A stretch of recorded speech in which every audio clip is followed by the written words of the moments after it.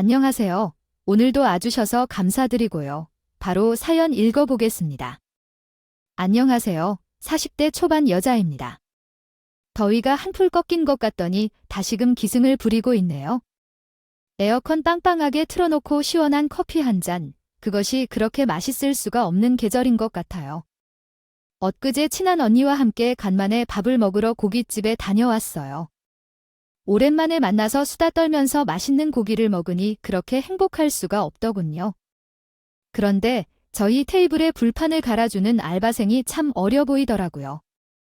아직 고등학생 같아 보이는 어린 얼굴에 깡마르고 여리여리한 수녀를 보는데 마음이 찡해지네요. 아직 학교에서 열심히 공부해야 하는 것 같은데 무슨 사정으로 이곳에서 일을 하고 있을까요?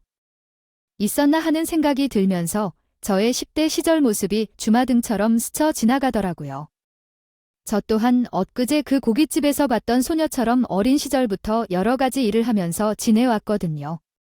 고깃집에서 숯불 알바는 물론이고 전단지 붙이기, 공장에서 박스 정리하기 등등 10대가 할 수 있는 알바는 거의 다 해봤던 것 같아요. 그래서 그런지 돈 벌기 힘든 것을 일찍이 배웠던 것 같아요. 또 돈이 무서운 것도 어려서부터 배웠고 요즘은 그럴 수밖에 없었던 데는 이유가 있었어요. 저희 집은 할머니가 참 많이 무서웠어요. 워낙 어느 것이든 넘어가 주지 않는 분이셨거든요. 할머니와는 성인이 되기 전까지 계속 같이 살았는데 엄마한테 좋은 말씀을 해주시는 걸 본 적이 없었거든요. 그렇다고 소녀인 저라도 예쁘게 해주셨으면 모르겠지만 그런 것도 알 수 없었어요. 엄마를 미워하고 시집살이 시키는 건 전부 저 때문이었거든요. 며느리가 떡 두꺼비 같은 아들을 낳아주길 바라셨는데 딸인 제가 태어나 버리는 바람에 안결에도 꼬장꼬장한 50분이 심통이 더 간단히 나으셨다온 거죠. 다른 집을 보면 아들 부잣집에 태어난 딸은 공주 취급을 받으면서 크는 것 같은데 저희 집에선 해당되지 않는 이야기였어요. 오히려 따르라 온 엄마는 죄인처럼 고개를 숙이고 사셔야 했죠. 그래서 저 또한 할머니에 대한 좋은 기억은 딱히 없어요. 항상 같은 시간을 아무런 말 없이 식사를 하시고 반찬이나 국이 입맛에 맞지 않으시면 엄마를 쥐잡듯이 잡는 것만 평생을 봤으니 좋은 기억이 있을 리가 없었죠. 아무리 봐도 엄마가 뭘 그렇게 잘못했는지는 잘 모르겠지만 엄마는 늘 혼나고 계셨고 그런 엄마를 바라보면서 가슴 졸이던 때를 잊을래요? 수 없네요. 한 번은 할머니가 이런 말씀을 하신 적이 있었어요. 네가 그때 7살인가 8살인가 그랬는데도 지금까지 생생하게 기억이 나. 점쟁이에 가봤는데 너한테 지금 막기가 붙어서 아들이 틀어져야 할게. 저것이 나온 거란다. 지금 그 악기를 쫓지 않으면 네가 우리 집안의 대를 끊으려고 들어온 악기가 된다고 하는데 내가 정말 소름이 돋아서 당장 다음 주부터 나랑 같이 키도 올리러 다녀오자. 어린 저는 작기라는 말이 무슨 뜻인지 자세하게 알진 못했지만 그냥 감으로 알 수 있었어요. 엄마한테 지금 엄청나게 상처를 주는 말을 하셨구나 하고요. 그래서 그런지 엄마도 저를 미워하셨어요. 엄마가 그렇게 혼나는 건 순전히 저 때문이라 생각하고 계실 듯했어요. 밤에 할머니가 일찍 자세요 모래 천장에서 소주를 꺼내서 드시고는요. 알딸딸한 목소리로 제 개 때문에 내가 이 고생을 하고 있다라는 말에 자주 하셨거든요. 아주 어릴 적이지만 엄마의 술주장은 제게 상처이고 또 마음 한켠에 아픈 기억이었답니다. 그러나 중에 저희 아빠께서는 항상 꼭두 새벽에 출근을 해서 모두 잠들었을 때 나 되어야 퇴근을 하셔서 아빠에게 기댈 수도 없는 환경이었어요. 다른 집을 보면 딸들은 엄마랑 애착이 깊다고 하는데 저에겐 그저 남 이야기였어요. 그 어린 시절 저에게 소원이 있다면 다른 친구들처럼 엄마랑 가정하게 손잡고 장을 본다거나 길거리에서 떡볶이를 먹는 것을 해보는 것이었죠. 친구들은 학교를 마치고 엄마가 학교 앞에 데리러 와주기도 했는데 저희 엄마는 단 한 번도 그런 적이 없으셨어요. 엄마 손에 잡고 학교하는 친구들을 보면서 얼마나 부러웠는지 모르겠네요. 지금 생각난 어린 시절의 일화가요. 한 가지 있는데요. 한 번은 이런 적이 있었어요. 제가 초등학교 1학년 때였어요. 엄마가 몸살을 단단히 걸리셨거든요. 그런 엄마를 챙겨줄 사람은 저 하나밖에 없었죠.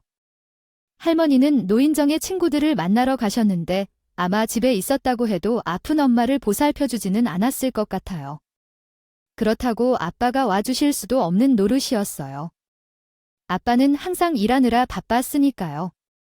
어린 저는 엄마한테 뭐라도 해드리고 싶은 마음에 계란 프라이랑 햄도 굽고 이것저것 하다가 그만 얼굴에 기름이 튀어서 화상을 입게 된 거예요. 엄마에게 들뜬 혼이 나고 화상 전문 병원에 가게 되었는데 이도 화상이라는 거예요. 너는 뭐 한다고 그런 걸 해가지고 번번이 사람을 귀찮게 만들어. 내가 언제 그런 걸 해달라고 했다고 돈 버리고 시간 버리고 있게 전문의. 네 할머니 알면 또 노발대발 난리가 날 텐데 어쩔 거야? 내가 진짜 못 살아. 도움이 되지는 못할 망정 짐을 주니. 이 진짜가 그때부터 엄마와 저는 일주일에 한 번씩 1시간 반이나 걸리는 그 병원에 가야 했어요. 가는 길 내내 엄마에게 엄청나게 혼나고 욕을 먹었어요. 그렇지만 저한테는 병원에 가는 그 시간이 참 행복했어요. 엄마랑 단둘이 버스를 타고 한참을 걷고 또 걷는데 했고 다른 친구들처럼 엄마랑 친하게 지내는 기분이 들고 사랑받는 것 같다는 생각마저 들었었거든요. 사실 엄마한테 관심을 받고 싶어서 일부러 다친 곳도 없지 않았어요. 일주일에 한 번밖에 없었지만 엄마랑 함께하는 시간은 제게 평범한 삶을 살게 해주는 소중한 시간이었거든요.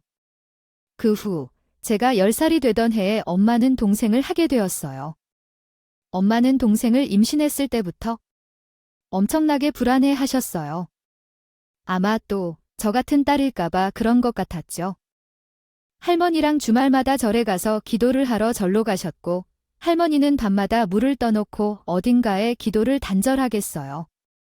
엄마와 할머니의 그런 모습을 볼 때면 여자로 태어나는 것은 정말 쓸모가 없고 죄악인가 하는 생각을 했었어요. 그렇게 태어난 통소생은 다행히도 남동생이었죠. 저는 할머니가 그렇게 활짝 웃는 것을 그때 처음 봤어요. 항상 근엄하고 무섭기만 한 할머니였는데 낳은 동생을 보고는 얼마나 좋아하셨는지 몰라요. 허머, 님 이번엔 아들이에요. 정말 다행이에요. 아무래도 내가 하라는 대로 하니까 아들이라도 이렇게 올려주니 바로 이렇게 응답을 해주자. 짠. 진작에 이렇게 써야지. 이제 우리 집도 드디어 체면이 사는구나. 아이고, 장하다. 우리 장소온 할머니는 제 동생에게 떡 두꺼비 같은 놈씨라고 하면서 항상 웃는 얼굴로 동생을 안아주셨어요. 제가 간단하게 일 때도 저렇게 웃으면서 저를 안아주셨을까 하는 생각을 해봤지만 절대 그럴 리는 없다는 것을 뻔히 알고 있었기 때문에 더 이상 생각하지 않았어요. 그런데 제 동생이 태어나고 나니까 엄마는 그때부터 저한테 완전히 신경을 끄고 지내셨어요. 엄마, 다 내일 준비물 있어서 준비물 값 좀 주면 안 될까요? 우리가 지금 돈이 어딨다고 나한테 돈을 달라고 해. 그런 건 이제 스스로 알아서야 할 거 아니야. 지금 학습 때문에 엄마 정신없는 거 안 보여? 엄마, 죄송해요. 제가 신경 쓰이게 해서. 앞으로는 그냥 알아서 할게요. 네, 손을 좀 댔어요. 그랬죠. 아무 생각 없이 귀찮고 게을러서 급하게 들어가거나 필요한 준비물을 살 일이 생기면 밤늦게까지 깨어 있었답니다. 아빠가 퇴근하면 몰래 조금씩 돈을 가져다가 써야 했어요. 무관심한 것은 괜찮았지만 더 모진 일이 있었어요. 집에서 모든 일을 꼼꼼하게 조심조심하며 해야 했어요. 동생이 울거나 할머니의 잔소리를 듣고 있으면서 동생에게 해를 끼칠까 두려웠죠. 아기들 행동을 예측하는 게 정말 어려운데 동생이 울 것 같으면 달래주는 법도 달리 본 적이 없었거든요. 혼나고 싶지 않아서요. 그러다 제 잘못으로 울거나 피해를 주면 물건이 사라지거나 신고서를 받거나 할까봐요. 알았어요.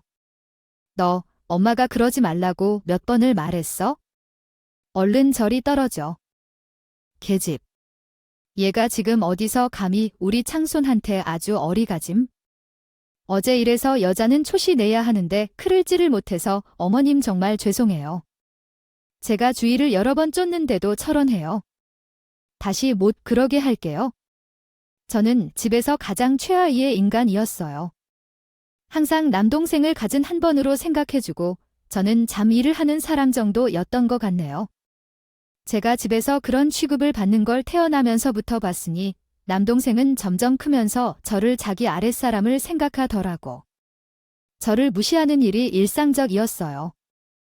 자기가 원하는 게 있으면 엄마에게 저를 욕먹게 하고 얻어내는 걸 말을 시작하면서부터 했던 것 같아요. 그게 한 4, 5살 되었죠. 너, 나를 그렇게 꼬집으며 어떻게 었나? 누나가 다른 괴롭히고 여기를 막 때렸어요. 하, 이 기집애가 너 지금 채 정신이야. 너 학수가 어떤 앤지 몰라서 그러는 거야? 어디서 창수 나한테 그따위 행동을 해. 니카, 이 집에서 쫓겨나고 싶지? 저는 속으로 저 어린애가 어쩜 저렇게 영악하고야 갔을까 하는 생각을 했어요. 이런 일들이 계속 반복이 되다 보니 저는 집을 하루라도 빨리 나가고 싶었고 가족의 곁을 떠나고 싶었어요.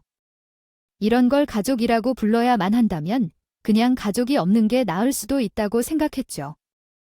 근데 더 큰 문제는 제가 중학교에 올라가던 그 해, 엄마는 제가 남동생의 뒷바라지를 해야 한다면서 공부는 안 시키고 계속 알바를 하면서 중요한 겁니다. 지수가, 너 여자. 어디서 공부해봤자 무슨 소용이 있을 것 같아. 잘 때 그런 거 없어. 엄마가 봐, 학수 나오니까 그렇게 찬소리하면 안 돼. 할머니도 이제 엄마한테 별말 한시자. 나 여자는 그냥 시집가서 남자 꽃필 차라고. 아들이나 나오면 크게 최고야. 학교에서 알려주는 건 다 거짓말이라고. 그러니까 너는 지금부터 알바하면서 네 동생 뒷바라지 해줄 생각하면 돼. 공부 같은 건 할 필요 없어. 알겠어. 선생님이 그러는데 여자들도 공부 열심히 하면 시정도 하고 대통령 탈 수 있다고 그랬어요. 저도 다른 애들처럼 용돈 받으면서 지내고 싶어요. 뭐, 이게 지금 엄마가 하는 말을 어디로 들은 거야? 학교에서 공부 열심히 하는 여자가 이래도 할 수 있고 척할 수 있다고 타르쳤다고 그런 거 전부 거짓말이라니까? 기계지만 말을 믿지 않고 어디서 드러나오는 버릇없는 말들만 생각해봐도 괜찮아. 엄마가 말을 하는 걸 듣고 집을 나왔어야 했는데 조금이라도 엄마의 관심을 받고 싶어서 엄마의 말대로 했어. 나 14살이나 15살 적극이 뭘 할 수 있는 힘이 있어서 엄마한테 끝까지 맞설 수 있었을까? 엄마는 내가 알바를 완수하면 가끔 곱게 대해주셔서 그 느낌이 좋았어. 엄마가 내 힘든 점을 알아주고 인정해준다는 느낌을 받았거든. 하지만 엄마는 내가 알바비를 가져와야 지폐를 고치고 음식을 살 수 있어서 놀라게 했어. 너 돈 어디서 받은 거 그렇게 쓰는 거 아니야? 왜 이번엔 돈이 평소보다 적어? 라고. 지금이라도 솔직하게 말하면 용서해 줄 테니까 나한테 정직해져. 정말 아니에요? 엄마, 제가 그런 짓을 했을 리가 없어요. 저번 달보다 6시간 정도 더 어려서 그런 것 같아요. 자체가 어떻게 엄마 돈을 가르칠 생각을 하겠어요? 저번 달보다 왜 6시간이 적어졌지? 설마 또 친구들이랑 돌다가 그런 거야? 엄마가 그런 애들이랑 굳이 어울려 다니지 말라고 했지? 여자는 어차피 시집가면 친구들이랑 다 인연 끊기게 되고 그냥 남일 뿐이야. 친구들이랑 많이 올리지 마. 엄마는 제가 친구랑 어울리는 것조차 쉽게 허용하지 않으셨어요. 여자 인생에서는 남편이 가장 중요하고 남편만이 이 여자를 살리는 유일한 존재라는 사상이 뿌리 깊게 박혀 있으신 분이었거든요. 친구들을 사귀어봐. 결국엔 다양한 면을 알게 될 테니 서로를 끊긴다면 얼릴 필요가 없다고 하셨어요. 제가 학교를 다닐 수 있게 해주시는 목적은 그저 오로지 졸업장 그 이상도 그 이하도 아니었어요. 하지만 엄마 말을 곧이곧대로 듣는 순진한 아이는 아니었고 학교에서는 친구들이랑 곧잘 어울렸어요. 물론 엄마에게는 비밀로 했었죠. 아무튼 엄마께서 저에게 저런 말을 하실 때면 정말 친엄마가 맞기는 한 걸까 하는 생각을 했었어요.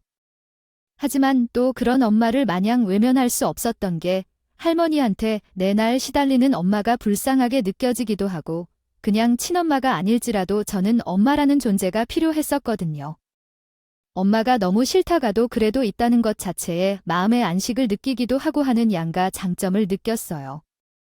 시간이 흘렀고 저는 여차저차 고등학교에 진학을 했어요. 엄마는 실업계 학교를 가서 바로 취업할 생각을 하라고 했지만 저는 고집을 뿌려서 인문계 학교를 진학해준 그런 저를 보면서 여자가 공부해서 뭐 어디 더 쓰려고 그러느냐며 또 온갖 욕을 하셨지만 저는 그냥 공부하고 싶었거든요.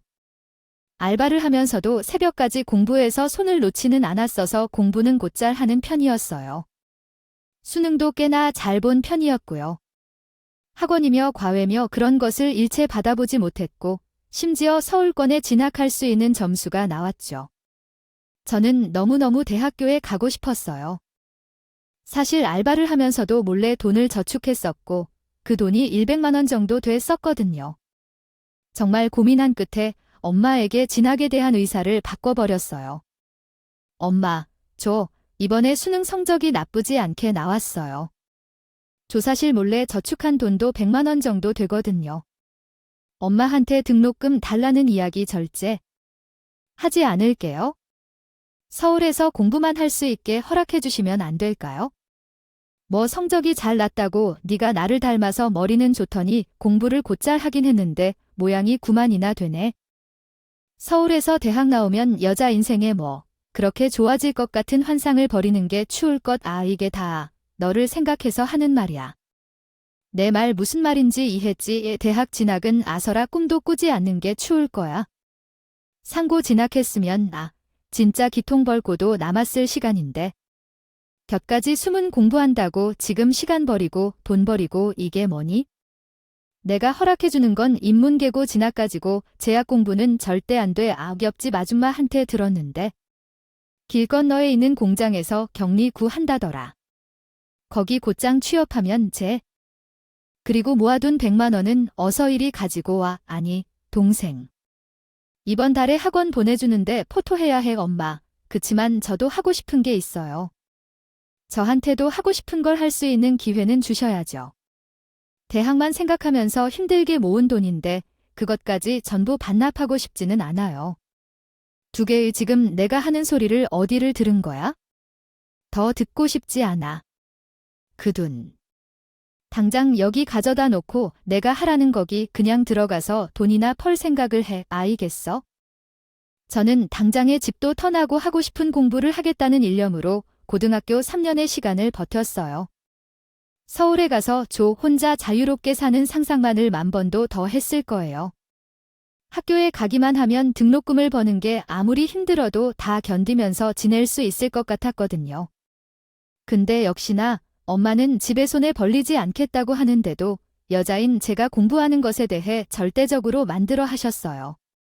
자기 말을 듣지 않으면 머리를 다 밀어버리겠다고 하시는 통에 어쩔 수 없이 엄마가 말한 그 공장에 취업을 하게 되었어요. 그 사이 저보다 공부도 못하고 수능 성적도 잘 나오지 못한 친구가 졸업을 한 후 들어가고 싶었던 대학에 3학년으로 합격하여 서울 생활을 하는 걸 봤는데 그걸 보고 얼마나 울었는지 몰라요. 제가 대학을 포기했기 때문에 그 친구가 합격할 수 있었던 것 같아서 마음이 정말 아렸어요. 그렇게 들어간 회사에서 매달째 생활비를 제외하고는 집에 돈을 가져다 줬어요. 엄마는 제가 벌어다 주는 돈으로 동생에게 뒷바라지를 해주었는데 집에서 너무 오냐오냐 자란 녀석은 온갖 사고를 치는 양아치로 자랐어요. 용돈을 주는 처에게 한 번도 고맙다는 말을 들어본 적도 없었죠. 제게 살가운 말 한마디라던가 아픈 때 걱정된다는 말 한 번 없었어요. 그러니까 그가 30만 원이 없어서 나만 학교에서 이게 뭐냐고 각스야 멋벌 안점만 친정에 밥 엄마가 구해다 줄게. 맨날 집구석에서 탱자탱자 놀기만 하는데 엄마가 어디서 돈이 있다고 그래? 네 누나한테 부탁하면 돼. 그러니까 너무 안해지 말고 일단 침착해. 너 이러면 엄마만 또 할머니한테 된통 혼난다 단말이. 유나, 내 집에서 하는 게 도대체 뭐야?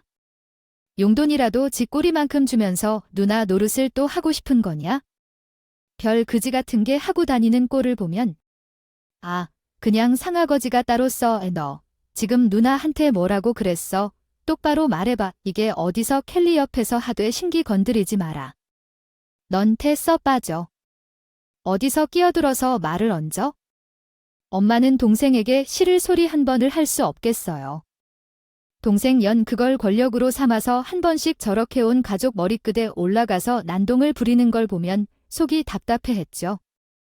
남들이 보면 집에서 잘못 가르쳐 서해 가져 모양이라고 할 게 뻔했는데 가족 누구도 그걸 고칠 생각이 전혀 없었어요. 그런 동생을 보면서 저는 제가 자식을 낳는다면 절대 저렇게 키우지 말아야겠다는 다짐을 했었죠. 그렇게 시간은 흐르고 제가 28살이 되던 해였어요. 3년 전에 집을 나서 혼자 자취를 하면서 일을 하고 있었어요. 그래도 이 꼴 저 꼴 안 보고 산다니까 한결 낫더라고요. 한참 만에 엄마한테 연락이 와서 받으니 책에 이러시는 거예요. 이해, 너 지금 엄마한테 하니 1,000만 원만 땡겨줄 수 있지? 집 보증금 빼고 돼서 가진 것 좀 다 내놔봐. 큐패서 그래. 엄마 매 덜 집에 칠 생활비 빼고 다 가져다 주는데 제가 무슨 돈이 있겠어요? 그리고 이 집 보증금 200만 원인데 그걸 무슨 2,000만 원으로 만들어봐요. 갑자기 왜 그럴 수 있는데요? 자세한 건 알 것 없고 그럼 네 이름으로 대출 좀 받자.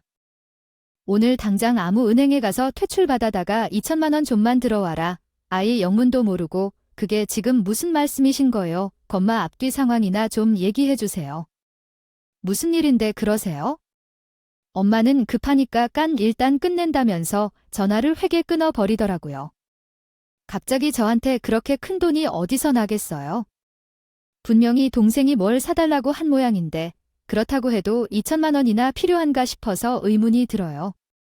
만약 그런 거라면 절대 해주고 싶은 마음이 없었거든요. 사실 갑작스럽게 돈을 요구하신 게 한두 번이 아니었어요. 불쑥 전화해서 300만 원만 달라고 하거나 500만 원만 달라고 하는 경우가 있었거든요. 그럼 저는 학사한테 그렇게까지 다 주기만 하면 안 된다고 했지만 엄마는 듣지도 않으셨죠. 몇 번 돈을 해주긴 했지만 제가 당장 2,000만 원 이하는 어디 있겠어요? 이번에는 금액이 좀 커서 이 대체 뭘 사달라고 한국일래 이러나 싶었어요. 그리고 그 주 주말에 오랜만에 집에 갔는데 동생은 보이지 않고 집안이 추악한 뿐입니다. 더구나 엄마는 울고 계시고 할머니는 끙끙거리면서 몸째 누워있는 겁니다. 아빠는 그런 할머니 앞에서 손을 붙들고 뭐라고 말씀하고 계시고요. 등 구리선을 한 게 무슨 일이 터져도 꾸나 싶었어요. 저는 놀라서 울고 있는 엄마에게 이게 대체 무슨 일인지 물었어요. 그게 말이 드니 동생 악수가 어제 소년원에 들어갔어. 불미스러운 사고에 여자란 게 연루되는 바람에 억울한 우리 아들만 소년원에 들어가게 됐어. 어쩌면 좋니 극하여 은혜를 안일. 소년원이란요. 그게 무슨 말이에요? 뭘 어째 있길래 그래요? 피해를 입은 건 우리 아들인데 아직 피해자라고 빡빡 굴기는 년에 합의금 약식 5~1억을 달라고 하더라. 근데 우리가 그 큰 돈이 어디? 네 아빠가 대출 끌어다가 어떻게 5천을 해결하고 아내가 대체 끌어다가 3천은 해결했는데 2천이 모자라 그런 거야? 그래서 내가 너한테 부탁했는데 그것도 타 물거품이 짐이네. 우리의 미래는 어떡하니? 이제 그럼 그 전에 저한테 300, 500GT 하려고 했던 건 뭐였어요? 그것도 학수가 사고 쳐서 상대방한테 합의금으로 나간 돈이었소. 네가 도와줘서 몇 번 크게 한 번 찍고 막을 수 있었는데. 아무튼 이게 모라니 홀이었대. 불쌍해서 어쩌면 좋아? 그 착한 애가 소년원에서 밥이나 제대로 먹고 있을지는 세상에. 그럼 지금까지 저한테 달라고 했던 돈이 최다 학수가 사고치고 그거 막으려고 합의금 마련해 달라고 했던 거예요. 그리고 일본에도 별수 없이 소년원에 가지 못하게 하려고 돈을 달라고 한 거고요.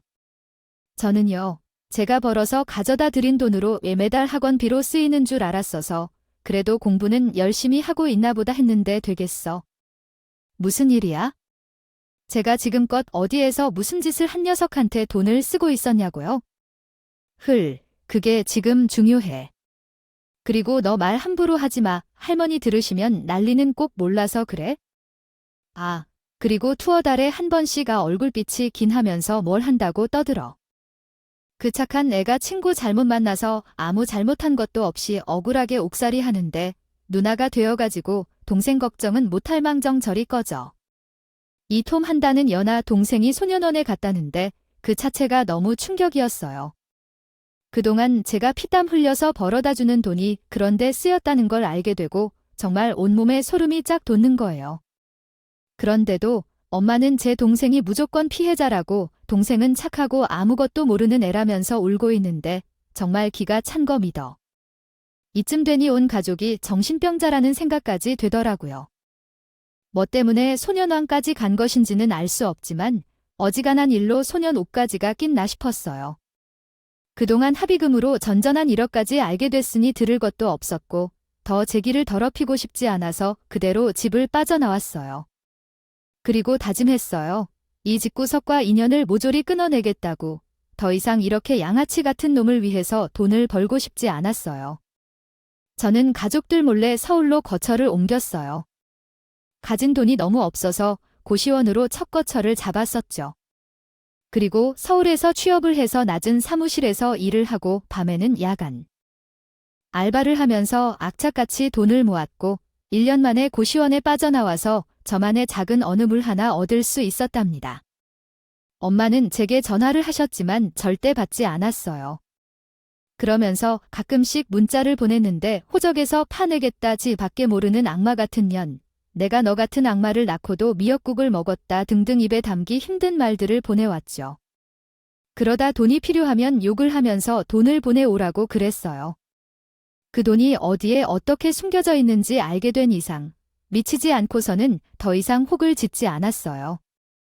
엄마는 그렇게 생난리를 쳤지만 저는 모질고 독하게 마음 먹었던 것이었기에 3년 정도 연애를 끊고 지냈어요. 저의 목표는 오로지 지금보다 조금 더 넓은 집이었어요. 3년째까지 약간 알바를 계속하면서 지내고 있었거든요. 그런데 참 웃기게도 그런 저에게 호감을 보이는 사람이 있었어요. 옆 부서의 대리님이었는데 제가 처음 입사했을 때부터 저에게 관심이 있었던 거예요. 다정하고 따뜻한 그에게 끌리게 되었고 저희는 다소 갑작스럽게 연인이 되었어요. 처음으로 누군가한테 대거 없는 사랑을 받는 게 참 어색하고 또 생겨가더라고요. 그 사람은 저를 너무나도 품어주었고 2년간 사랑을 듬뿍 받으면서 연애를 했어요. 2년 동안 저에게 한결같은 사람이었죠. 그렇게 식구들이랑 독하게 인연을 끊은 지 5년이 되던 해에 저는 남자친구와 결혼 이야기가 되게 되었어요. 그의 부모님께 많이 궁금해 하신다고 하셔서 인사를 드리러 갔다가 정말 충격을 받았어요. 우리 아들이 그렇게 축구 못하는 게 아가씨구나, 얼마나 예쁜가 보자 했는데. 아, 정말 너무 예쁜 아가씨가 왔네요. 어쩜 이렇게 피부도 고와. 그래도 아무리 우리 엄마만큼 고카 아이 그쳐 눈 구렁이에 제가 절의 화가씨 부모가 자식에게 다정한 말을 뱉는 건 드라마에서나 있을 수 있는 일이라고 생각했었는데 아니더라고요. 남자친구의 집은 저희 집이랑은 완전 180도 다른 정반대의 분위기를 가진 집이었죠. 사실 처음에 남자친구가 결혼 이야기를 꺼냈을 때는 좋았는데 그의 집에 막상 와보니 망설여지게 되더라고요. 지난 2년간 연애를 할 때는 몰랐는데 남자친구네 집안은 알고 보니 사업을 하는 집이었어요. 주얼께는 유통정사를 그냥 조그맣게 하신 덕을 썼는데 막상 그의 집에서 이야기하는 것과 살고 있는 집의 규모, 아버님이 운영하시는 회사 이름을 알게 되고는 생각했던 것 이상으로 너무 큰 사업이라 적잖이 놀랐어요. 학력도 변변치 않고 그렇다고 집안이 좋은 것도 아니다. 보니 내가 이런 집안의 사람과 결혼을 해도 되는 건지 너무 망설여지고 그럴 필요는 없지만 죄책감마저 드는 거예요. 집안 형편이 넉넉하지 못해 도가정이 화목하고거나 하면 이렇게까지 주눅들고 창피하지는 않았을 건데 저희 집은 저를 너무나도 작게 만들고 있었죠. 그의 부모님은 저를 정말 진심으로 따뜻하게 대해주시고 결혼하면 살 집이랑 혼수 등등 이런저런 이야기들을 하시는데 조금 혼란스러운 기분이 들었어요. 그리고 한 일주일간 고민을 하다가 남자친구에게 솔직하게 말을 했어요.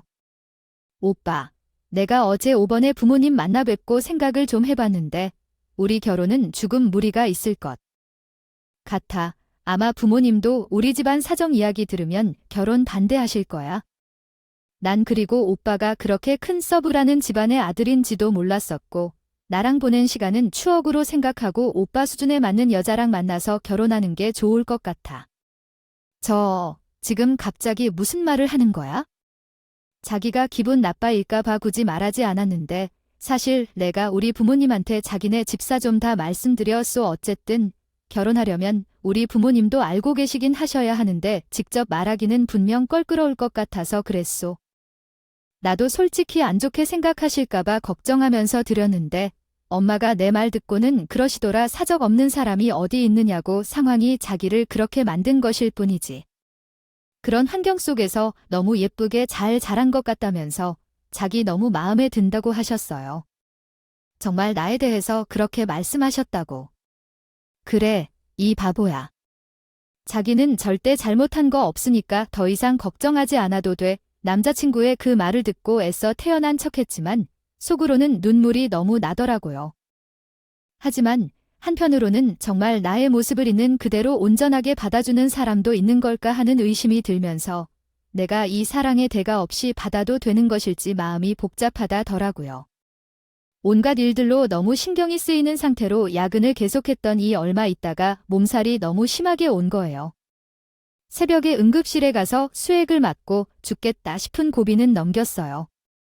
병원에서는 한 이틀간 푹 쉬는 게 좋겠다고 하시는데 이 기회에 잠이나 실컷 자서 회복하려고요.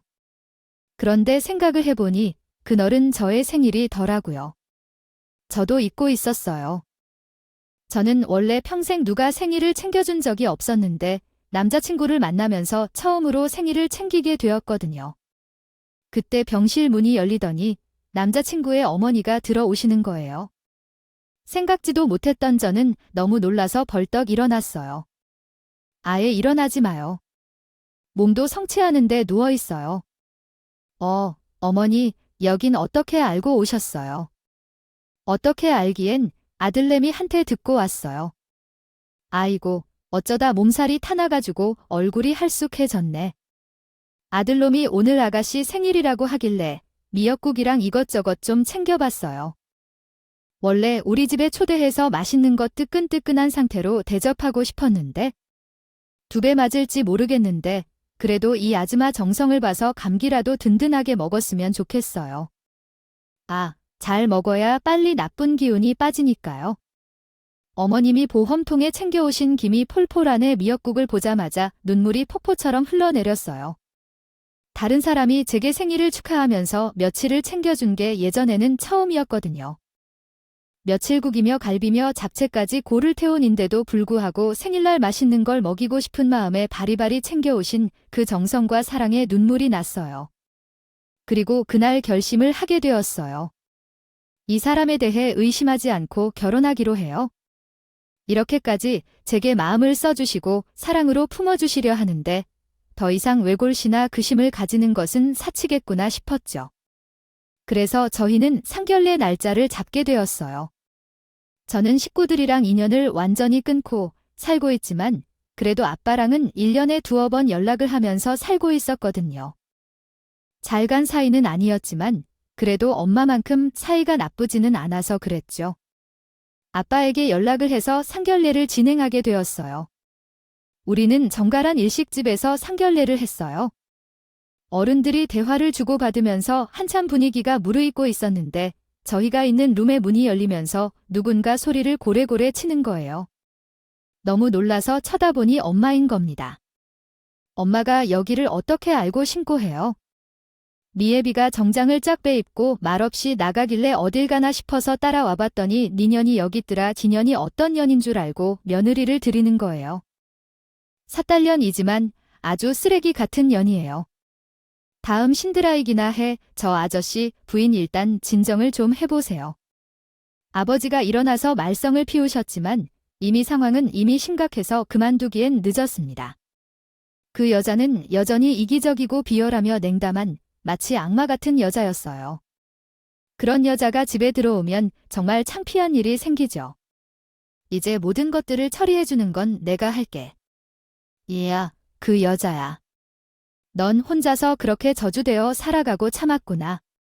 이 기집애야. 아버지와 예비 신랑 두 분이서 엄마를 밖으로 데리고 나갔지만 결국 식당 직원들까지 나와서 그만두려 하셨지만 쉽지 않았어요. 큰 싸움 끝에 엄마와 아버지는 결국 되돌아가셨고 소라는 가라앉았습니다. 아, 정말 박살이 나도 좋겠어. 제 자존심, 존엄, 그리고 모든 것이 무너져 내리고 결혼이 여기서 끝나리라 생각했습니다. 그런 엄마에서 자란 사람인 걸 모두 들켜버렸으니 소박 맞아도 당연하다고 생각했어요. 그런데 예비 씨 부모님의 반응은 너무나도 의외였어요. 그날 사부인 보니까 우리가 지숙이를 너를 며느리로 들이기로 한 것 같더라. 너는 어쩜 그런 어머니 아래에서 이렇게나 반듯하고 곧게 자랐니 어디 바깥에서 애가 내 며느리를 되라고 자랑사랑이라도 하고 싶은 마음이 덜합 해숙이는 정말 전년에 한 번 나올까 말까 나이야? 어쩜 그렇게 가침착하고 올곧 네 여보와 우리 아들이 여자 나는 진짜 잘 골라왔어요. 아버님까지 한마디 거들쳐서 말씀해 주시는데 눈물밖에 나지 않았어요. 그 꼴을 보고도 저와의 결혼을 찬성해 주시고 제 손에 잡아주신 겁니다. 내가 뭐 쏘자. 기여, 당신 사랑받기에 너무 충분하다고 그랬소. 저희는 4개월 만에 준비를 해서 결혼을 해줬어요. 결혼을 하고 나서는 살면서 처음으로 마음이 편해졌어요. 저라는 사람을 믿어주시고 이 결혼을 강력하게 찬성해주신 어머님한테는 저 또한 며느리로서 잘하고 노력했어요. 어머님은 심장 쪽에 질환 있으셔서 주기적으로 병원에 다니셔야 했는데 차로 1시간 반 정도 걸리거든요. 매번 제가 어머님을 병원까지 모셔다 드리고 모시러 가면서 저희는 부쩍 가까워졌어요. 어쩌다 심장에 무리가 갔는지 여쩌다가 의외의 이야기를 듣게 되었어요. 어머님은 한참 전에 딸을 잃고 그 충격으로 심장으로 이어주는 혈류가 한 번 막혀서 죽을 고비를 넘긴 적이 있다고 하셨어요. 남편에게 여동생이 있다는 건 알고요. 있었는데 동생 이야기만 꺼내면 눈시울이 붉어져서 깊게 물어보지는 않았어요. 고등 영 자식을 잃은 슬픔으로 병이 생긴 건 줄을 몰랐기에 놀랍고 한편으로는 먹먹했어요. 어머님은 제가 일찍 떠난 딸의 빈자리를 채워준다고 생각해 주시는 것 같았죠. 그래서 저도 더더욱 잘하려 했었어요. 저희는 어디에 밥 먹으러 가기라도 하면 누구도 고부지간으로 보지 않았어요. 그만큼 친딸이랑 친엄마처럼 다정하게 지냈죠. 어릴 적에 그렇게 바라던 저의 꿈을 결혼해서 이루게 되었어요. 남들은 시어머님이랑 있으면 불편하다고 하는데 그저 저는 어머님이랑 수다 떠는 게 실재미 있더라고요. 그런데 이 평온을 깨는 전화 한 통이 왔어요. 친엄마라는 인간의 전화가 올 줄이야 제가 전화를 계속 회피하고 안 받으니 문자로 네 여 남편한테 전화 한번 해볼까 하고 협박을 하는 거예요. 남편한테까지 못 볼 꼴을 보이고 싶지 않았던 죄라 전화를 받았던 이 얘기를 좀 하고 싶다는 거예요. 저는 죽어도 신혼집으로 엄마를 5개 하고 싶지는 않아서 시댁 근처에 있는 카페에서 보았어요. 어머님이랑 몇 번 갔던 곳인데 조용하고 사람이 많지 않아서 엄마랑 있는 시간이 덜 창피할 것 같았거든요. 네가 결혼하더니 아주 때깔이 좋았었다. 네 남편 집안이 그렇게나 좋던데 이 애매한 채는 입싹 닫고 있었더라. 지금 무슨 말씀 하시는 거예요? 네가 돈 많은 남자 꼬시는 재주가 있는 줄은 몰랐는데. 아, 생각보다 태다 막아라. 너 그 결혼 생활 계획이 할 생각은 추호도 하지 말고 한번 크게 땡기고 이혼해. 노그 능력이면 다름 돈 많은 남자 다시 꼬실 수 있어. 어디서 돈 냄새는 그렇게 찰맡아 가지고 어려서부터 돈돈 하더니 겁마. 지금 만나서 하자는 말이 고작 그런 거예요. 난 그 사람 그렇게 집이 여유 있는 줄도 몰랐었고요. 나중에 알게 됐을 때도 부담스러워서 결혼은 하지 말자고 한 사람이에요. 그런데도 저를 사랑으로 품어주신 분들한테 뭘 어쩌라는 건데요. 허망아, 나이가 들면 사람이 좀 변하기라도 해봐요. 네가 아저씨 집 가더니 미쳐가고 지고 예미한테 파악을 하는구나. 빨리 네 시댁 핑쳐서 돈 뜯어내고 다른 부저 남자 만나서 결혼할 생각해. 너 그동안 내가 키워준 값은 내야 할 거 아니야? 누가 나를 키워줘요? 난 혼자 컸는데 누구 하나 나한테 신경이나 써준 적 있냐고요? 이게 미쳤나? 어디서 큰 소리를 차. 그때 갑자기 뒤에서 다급하게 달려드는 발소리가 들리더니 이내 친엄마의 멱살을 잡는 거예요. 누군가 하고 봤더니 글쎄 저희 시어머님인 겁니다. 저는 너무 놀라서 범죄에 있었는데 시어머님이 친구분들이랑 감소 나누려고 오셨다가 이 이야기를 전부 들어것이 모양이었어요. 샤워님은 친엄마의 멱살을 잡고 흔들면서 갑자기 펑펑 무시는 겁니다. 저희 어머님은 절대 화를 하시거나 흥분하시는 분이 않으셨는데 정신을 놓고 오시는 걸 보고 너무 놀라서 어쩔 줄 모르겠는 거 해요. 야, 너는 지금 이걸 구경만 하고 있어? 지금 2cm 이가나 리치 이기려고 하잖아. 암 말리고 뭐 하는 거야? 이 아주 나고 톨 대가리 같은 년아. 내 며느리한테 그딴 소리 짓거리지 마. 그러죠. 시어머님은 생각지도 못한 충격적인 이야기를 하시는 겁니다. 내가 다행히 CD. 어떤 사람인지를 알고도 부리며 들이 심성 꽂고 반듯한 거 하나 보고 당신을 용서하고 참았는데 감히 내 며느리한테 그따위 말을 해. 당신 하는 짓거리 보니까 그 파렴치한 당신 아들놈도 해미를 빼다 봐간다. 뭐네, 갑자기 어머님은 오열을 하시면서 제 남동생을 언급하시는 거예요. 순간 너무 놀랐어요. 엄마는 그 말을 듣고 자기 아들을 욕보인 야며 시어머니한테 달려드는데 어머님은 바닥으로 내동댕이 쳐져버렸어요. 저는 어머님한테 가서 일으켜 드렸는데 마음을 추스리지 못하시고 눈물을 하염없이 흘리시는 겁니다. 그리고는 믿을 수 없는 이야기를 하시는데 그 이야기는 듣고도 믿을 수 없는 충격 그 자체였어요. 어머님이 말씀하시는 사건의 전말은 이랬어요. 5년 전 제 남동생은 엄청난 중범죄를 저지르고 소년원에 갇힌 달로 그때 남동생에게 피해를 입은 여학생은 남편의 여동생, 즉 나의 사람이었다. 그때 남동생에게 피해를 입은 여학생이 여편의 여동생, 즉 나의 쌀아였다면 제걸 어떨까요? 남편에게 여동생이 있었고 일찍 세상을 떠난 것은 알고 있었는데 알고 보니 제 남동생에게 입은 피해로 그 충격을 견디지 못하고 스스로 세상에 등진 것이었어요. 시어머니는 사실 상견례 때 깡판을 치러 온 엄마의 모습을 보고 제 가해자가 죽인 것을 알게 되셨던 거예요. 경악을 했지만 가해자 측이 너무 많은 저희 시부모님을 보고 알아보지 못한 거였고요. 순간적으로 5년 전에 제 남동생이 피해자라고 말하던 그 뻔뻔한 얼굴이 생각나서 몸소리가 쳤어요.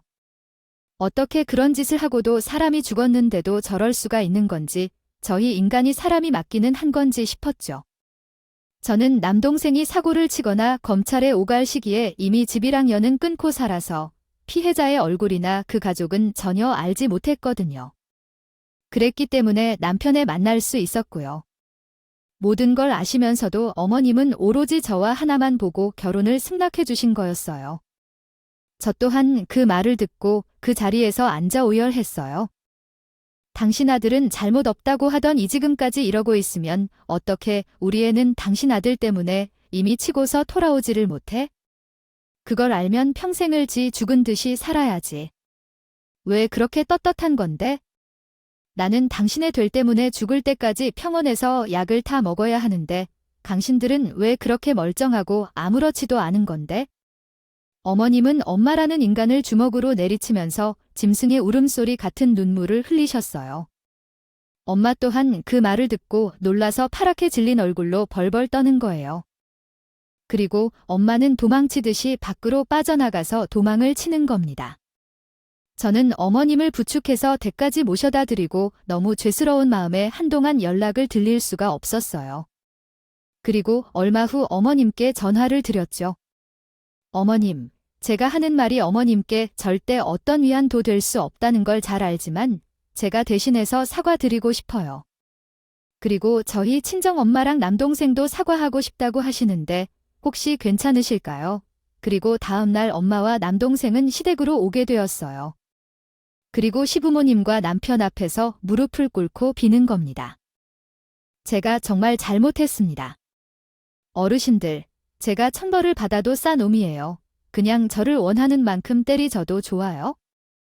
용서받을 수 없다는 것 잘 압니다. 그래도 정말 최소화 믿어주소가 믿어. 남동생이 고개를 숙이고 눈물을 뚝뚝 흘리면서 손을 싹싹 대더라고요. 여기 계신 모든 분들께 정말 죄송합니다. 제가 사람이라면 그래서 안 되는데 배운 게 없고 가진 게 없어서 우리 아들이 이런 망나니로 키웠어요. 제가 이직 근처에는 다신 얼씬도 하지 않을게요. 채 가축을 죄를 지었어요. 사부인 말씀대로 앞으로 딸애한테도 잘 때 연락하지 않고 그냥 죽은 사람처럼 내 알게 해요.